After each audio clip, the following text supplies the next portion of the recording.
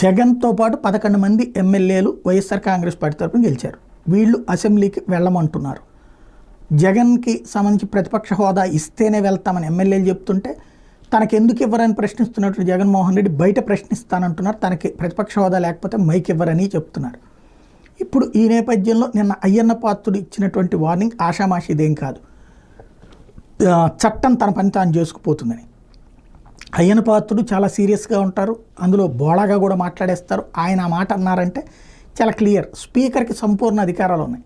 అనర్హత వేటు వేసే అధికారం ఉంటుంది. కొన్ని రోజులు చూస్తారు, 6 నెలల దాకా జరిగే సభలకు అటెండ్ కాకపోతే ఆ తర్వాత అనర్హత వేటు వేసే అధికారం స్పీకర్కి ఉంటుంది. తొలిసారి ఏడాది, ఆ తర్వాత శాశ్వతంగా. చివరికి వీళ్ళు కోర్టుల చుట్టూ తిరగాలి. కోర్టులు కూడా దాంట్లో కోర్టులే ఆదేశించిన స్పీకర్ దాన్ని అంగీకరించక్కర్లేదు. కోడెల శివప్రసాద్ రోజా విషయంలో చేసి చూపించారు. కాబట్టి ఏం జరుగుతుందనేది చూడాలి.